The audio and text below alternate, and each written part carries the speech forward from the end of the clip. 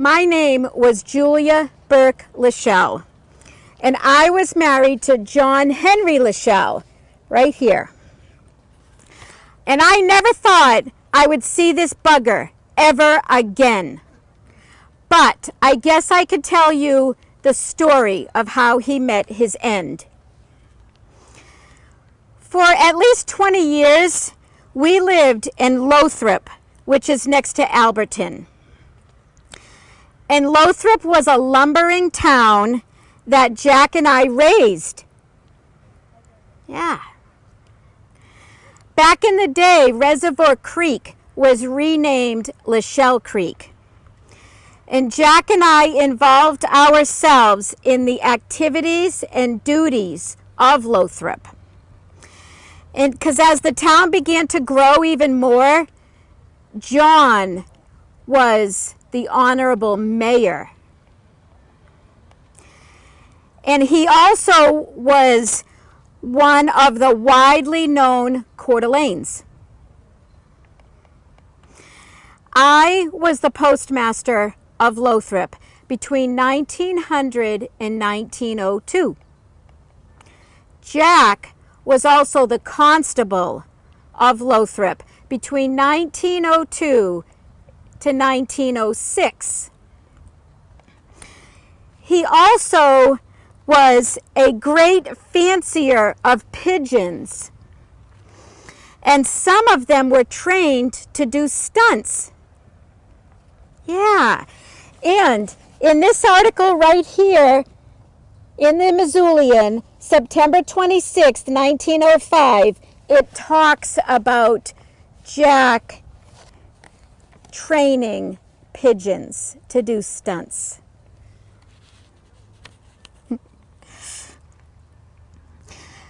Here's an interesting thing. I like to talk about this.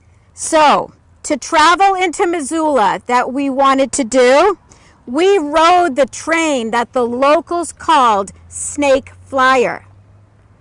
And Snake Flyer traveled between Missoula to Mullen, Idaho. Snake Flyer. So, you know, Jack was not quarrelsome when he was sober.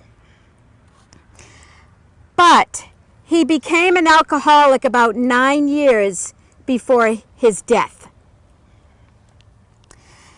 At times, he would be crazed from the effects of liquor. He would be such a dangerous man. I had the worst trouble with Jack on a Friday afternoon, January 28th, 1910.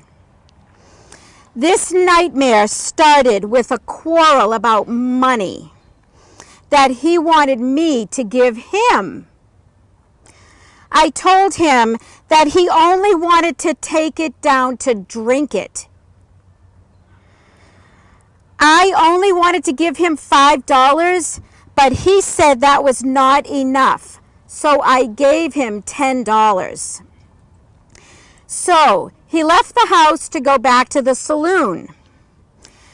Then he returned home about 3 hours later after supper, and then he threatened to kill our 11-year-old son, Paul. And here is a picture of Paul right next to his big sister. This was Paul when he was 11 years old, and he threatened to kill Paul. Here is a picture of Paul when he was 21 years old. He was very handsome, very healthy, alive after he was 11 years old.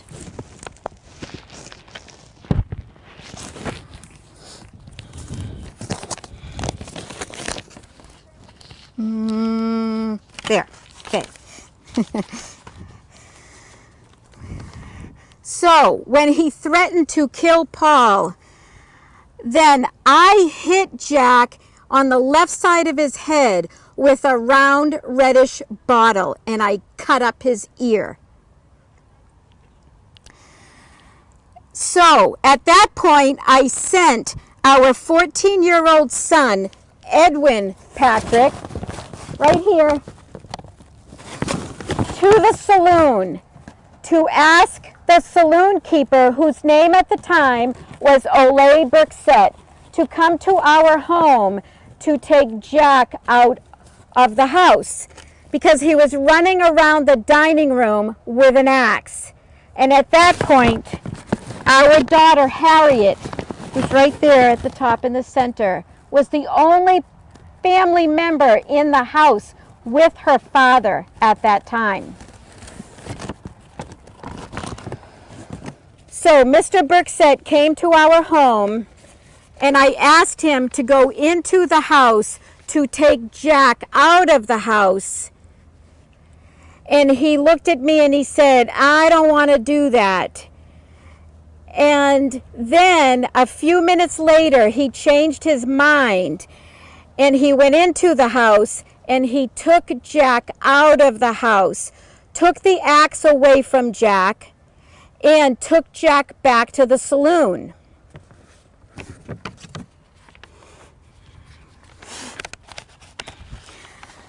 So before he took Jack away from us, Jack stated that when I was asleep, he was going to drag Paul into the river.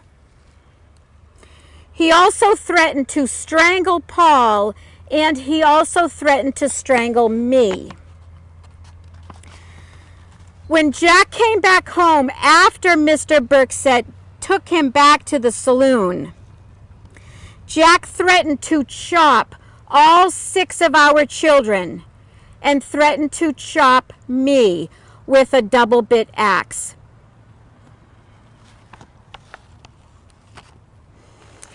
Before Jack got back to our home while he was gone with Mr. Burke, I nailed the front door shut so he wouldn't be able to enter our home. But when he arrived back home, he chopped the front door open with a different axe. And I yelled at him to not chop the front door. But he ignored me.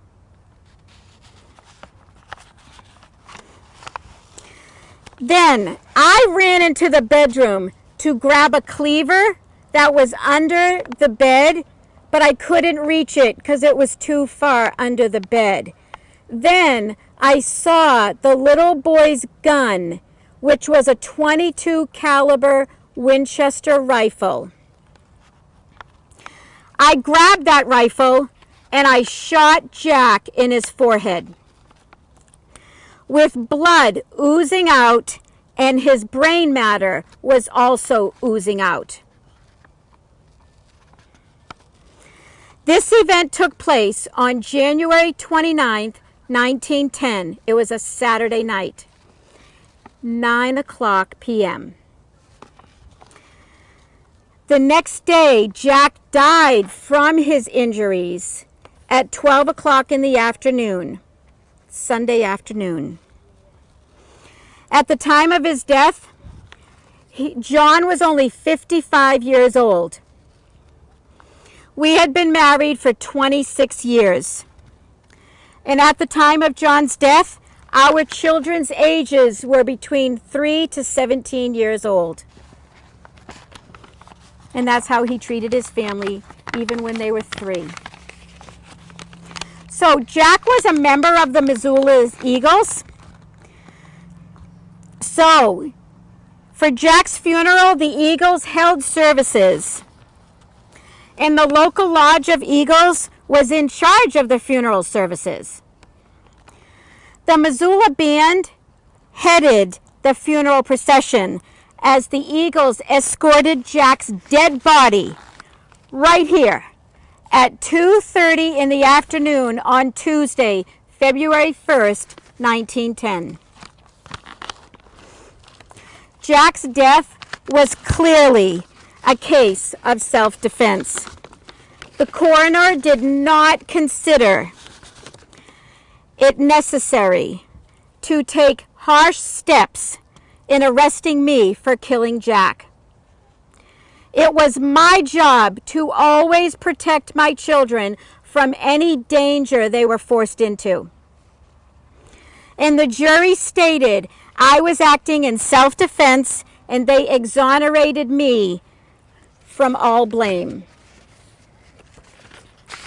When Jack was at the saloon, he bragged about planning to chop us up when he would leave the saloon to come back home.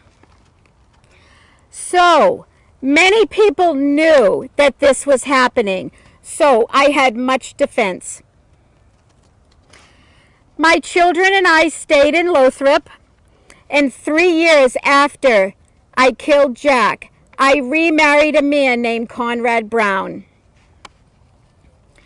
I died on September 29th, 1934. And I was laid to rest on a hill in Lothrop. And my gravesite has a white cross that says Julia Burke LaShell. And there's a picture of my gravesite right here. This is on a hill, a white cross, and it does not say my second husband's name. It says Julia Burke LaShell. And my children, as they grew up as adults, they all left Montana and moved to different states. So Jack is the only family member who is buried here in the city cemetery. So thank you for letting me tell my story about my family. Thank you. Thank you very much.